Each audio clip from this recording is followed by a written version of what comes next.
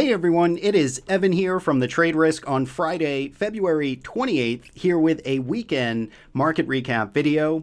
We're going to cover all of the major markets, the current market environment, and finish off looking at some sector analysis. So it was a historic week. Congratulations if you're listening to this. You survived the carnage, and it really was a historic week. We broke many records to the downside in terms of volatility and the speed of this move. So especially if you're a new trader that hasn't gone through anything like this or experienced this type of volatility, this is absolutely one for the record book. So let's jump into it here. Let's take a look at our market dashboard and kind of figure out what went on here and what we can think about going forward. So if we look at today's numbers specifically, you can see that the market did stage a rebound at the end of the session, turning some of the major indices into the green. But if we look, of course, at the 5-day change numbers, you can see everything brutally in the red here. 10% losses across the board or more for the major indices. We have lost all of the key simple moving averages, the 10, the 50, the 200 SMA right across the board. It does look like the Qs are trying to hold on to the 200 SMA, but everything else has fallen below it. If we look at sectors here, we have biotech at the top of the list, which is pretty interesting standout there in terms of sectors, followed by, and this list did not get sorted for some reason, so I apologize, but it looks like healthcare and industrials on the top three relative strength over the past 5 days. And on the downside, we have energy, we have transports, and financial suffering upwards of 15% over the past 5 trading sessions. If we look at major markets, it's all volatility, 166%, breaking records here again in the magnitude of this move. Of course, it's coming from low levels of VIX, historically low levels of VIX, so it's easy to get high percentages, but still a monster move in volatility. TLT and IEF, which is basically the long end and the middle end or the middle of the curve there for fixed income outperforming. On the downside, it was oil, natural gas, and S&P 500 suffering 10 to 15% losses on the week. So with that, let's jump into markets here. Let's take a look at the charts. We're going to look at the S&P 500 first. This is where we like to start our analysis, and we can see here on the weekly time frame just a monster of a candle here. We have a breakaway gap to the downside. So we started off the week with a gap lower in the S&P 500 and then of course proceeded to just sell off throughout the entire week. We got as low as a 15.8% pullback off of the all-time highs. We got as low as about 28.55, and if we zoom out, we just take a look at where that comes in. That's about where the September, August, July range was in the S&P 500. So we basically erased 6 months worth of gains in approximately 8 trading sessions is kind of how it shakes out. Now, by any metric you want to throw any oscillator, look at anything, we are of course oversold and stretched to the downside. But when we're in a sort of bidless market like this, where there is zero risk appetite and we're running off of headlines with plenty of fear to, of course, come into the future with everything that could spread, we don't know if any of these levels, we don't know how far this drop can actually go. So there's plenty of fear out there. If you're approaching this from a thoughtful perspective and if you have a risk management process in place, then you clearly are getting a short-term bargain on some of these stocks, but it's going to really depend on your time frame. Some might be, moving into safety for the longer term. Others might be looking to accumulate risk down here for a tactical bounce. So you really just need to know what kind of trader you are at this point and try and follow your plan. In our middle of the week video, on Tuesday's video, we discussed sort of this concept of following your plan. And if you're someone that has been waiting for a pullback, if you're a longer term investor that's been looking to allocate capital and you were waiting for that 10% pullback, that 15% pullback, this is it. So you do have to be able to pull the trigger if that's part of your plan and that's your time horizon and that's what you're going for. But of course, if you're shorter term, if you're trying to be nimble and active, then you may be waiting for the dust to settle, and either can be totally fine. It just really depends on what your goals are. So in the S&P 500, if we look at some other levels here, we go all the way to our busy chart here. We can see 28.55, 28.35. That's basically where we stopped at the lows here. We get that small bounce off of those lows, but still nothing all that comforting heading into the end of the week. If we go to maybe even a monthly chart just to show the bigger picture here, you can see we're coming into a lot of supply. This is basically our old trading range that we were in throughout 2018 and 2019. So in the S&P 500, we really had the upper end of that range around 2950, 3000 is kind of where we broke out in late of last year. We're back in this old range here. So this is where things get a little interesting to see how, how comfortable the market stays at these old levels. Do we, kind of sit and move sideways down here? Do we get an aggressive bounce off of these lows? How far does it go? These are the sort of the next questions that we'll sort of be mapping out and measuring. I think the biggest relevant level here on a bigger time frame would probably be around 3030 in the S&P 500, which is basically 5.5% above where we're trading. And with the magnitude of this move in such short order, it wouldn't even be that surprising to see a 5%, 6% pop. It could happen pretty easily, especially if the Fed steps in or whatever other headlines can potentially drive that bounce. We can easily get back up there, and we'll start to measure how it reacts up around this 3030 area.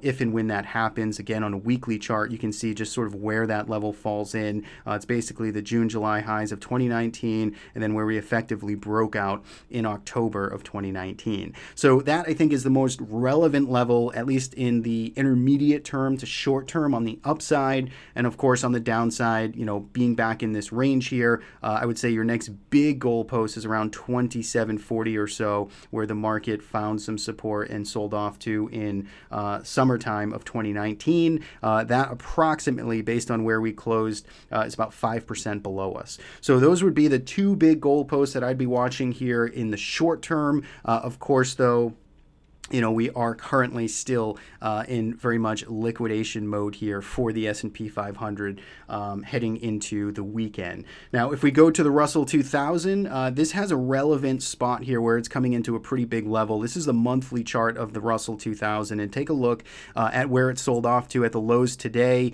Basically, this 144, 145 area. This is where a lot of supply has traded hands here, mostly through 2019, but it's been the lower end of that range throughout most of 2019. You can see we sold right into that area here on the lows on Friday. We are getting a bounce. This is a reasonable spot to expect a bounce, but of course we know that in a true fear, panic-driven market, we really can't look and hang our hats too comfortably on support because it tends to just get cut right through and price falls below it. So this is the Russell. This is where I'd be paying attention to, is around this 145, the lows from Friday. That's a good place for a market to try and hold here without totally demolishing this chart. But when we look here on a monthly time frame, it actually doesn't look horrible in the sense of we're holding above this area here. We're not completely topping out and rolling over just yet. If we start really breaking below that 140s into the lower 140s, I think that becomes more problematic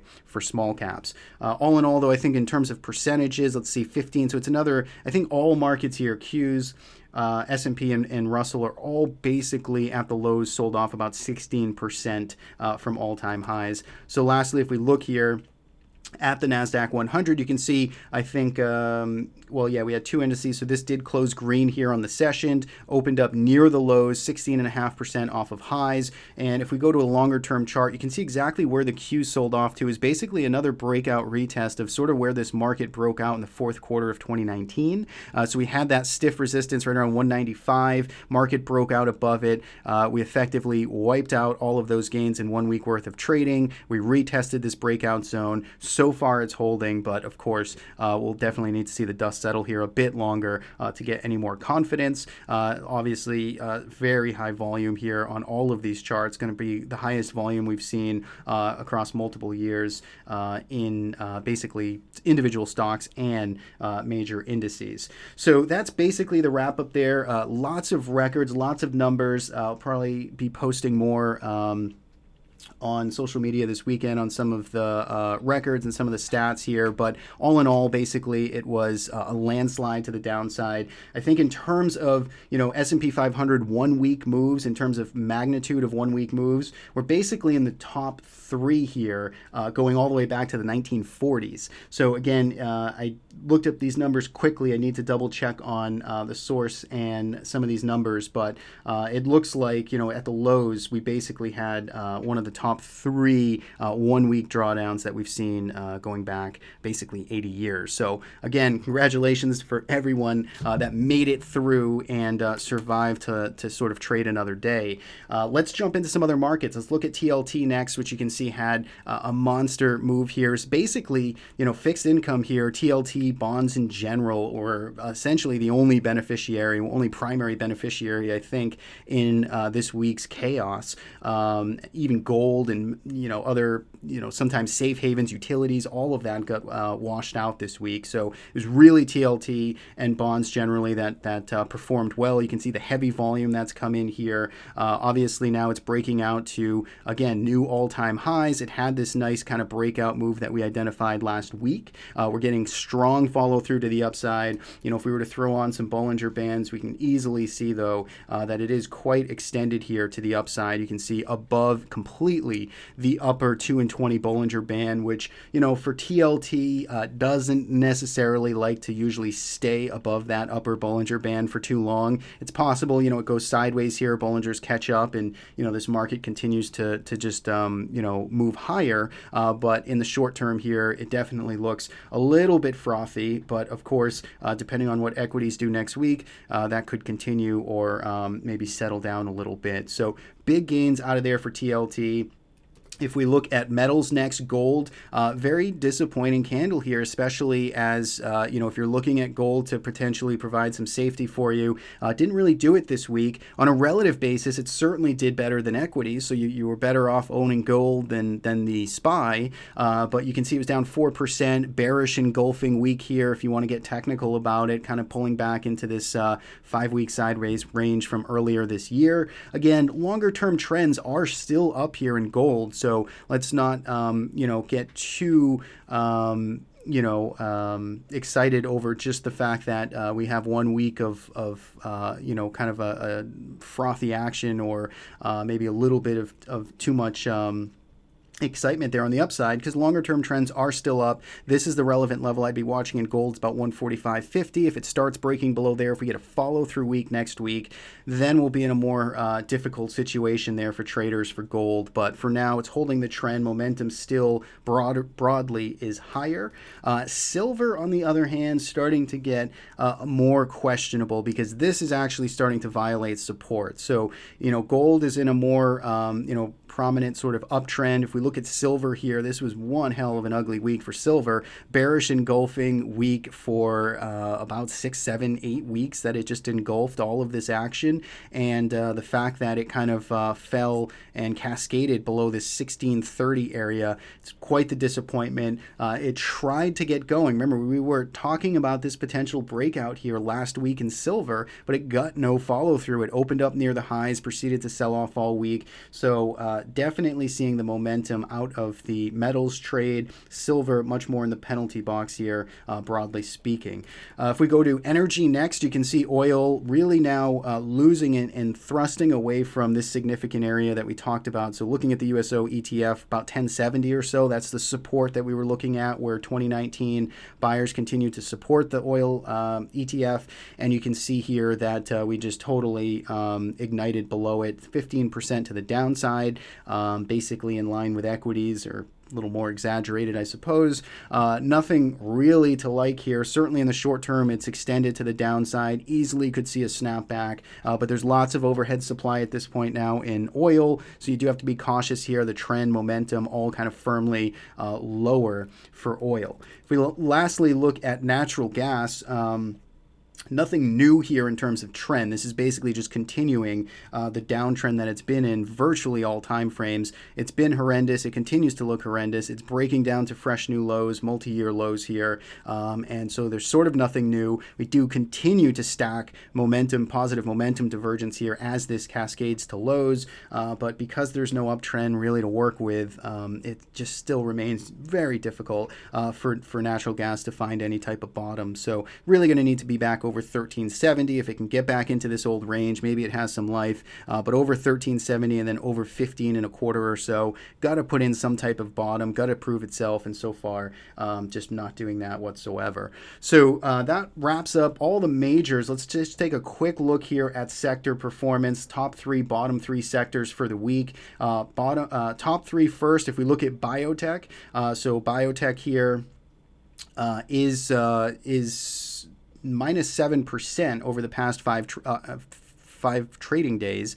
And if we look here just on a relative basis, this is actually, kind of, trying to hold up in this upper end of the range here. Notice the difference between, even like a SPY, or, if we look at any of the other sector performances where this just totally erased and broke prior uptrends and totally erased all that prior action, you can see IBB basically just dropped down to where it was 3 weeks ago. So there's a big difference here, some good relative strength in this sector. XBI is the second performer here in terms of relative strength. This is just the equal weighted biotech.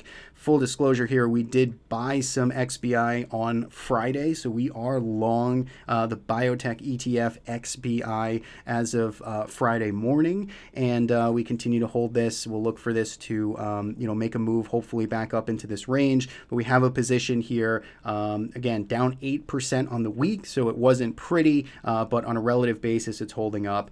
Semiconductors did manage to make a comeback here as well. So they were the top performer at minus 9%, which is quite hilarious, but still relative basis, they're holding up here. You can see just how these closed down, or how they closed and how they opened on the day. They opened at the dead lows. They closed at the highs here. That is a constructive sign for semiconductors, basically showing some exhaustion there of selling based on how this candle finished out on the day. Heavy volume coming in, prior support in this area around 128 or so. So a good short-term stick there for semiconductors. Same for biotech. We'll see if that can hold and get some follow-through by buyers next week. And we'll see if they can lead the bounce for this market heading into next week. On the downside, we look at worst performers here. It's XLE, it's energy, down over 16% here on the week. We have a similar type of Friday action here. We opened at the lows, closed near the highs, heavy volume coming in, again, indicating that there is some short-term exhaustion in selling. We'll need to see some follow through, but clearly this rubber band is stretched to the downside, and some mean reversion back up into the 50s or so makes sense. But of course, on a relative basis, this thing has been crushed and is trading at over a decade lows at this point. XLE, last time it's traded down here was essentially financial crisis, or the very start of the recovery in 2009 for XLE. Again, that doesn't include dividends on this chart. This is price only, but XLE back down to decade lows. If we look at financials here, financials second worst performer this week, but coming into a very kind of key level for the XLF. You could see this is where lots of supply, or lots of interest was in this particular ETF, was right around this $26 area. Found support there multiple times in 2019. We basically tagged it on Friday, got a little bit of a bounce off of it, but still, obviously a horrendous candle here for financials, but stretched back into some support area. So again, a bounce here makes sense just given the magnitude of move. And last but not least, we have materials. Materials here is probably the least exciting frustrating to me. This just looks pretty awful here because we're just more convincingly below a bunch of prior supply here. So we broke down in a much more ugly fashion in the sense of the fact that we were gradually bouncing. This was already underperforming, basically coming into into where we're currently trading into this week. It was underperforming as a sector, and then of course with this breakdown, it doesn't make it look any better. So down 13% on the week. It doesn't look all that great. Obviously, it's still stretched and still could bounce. So that is all of the charts I have here. It was a rough week, so take some time, obviously, reflect on the trading, reflect on the process. If you got burned this week, then figure out where you got burned, make those adjustments, make those improvements so you don't do it again in the future. But make no mistake, this was a very brutal and difficult week. So give yourself some leeway as you're reflecting back over those charts. That's it for me. Thanks as always for tuning in and watching. You can subscribe on YouTube or follow us at The Trade Risk. Have a great weekend, and we'll see you back here next week.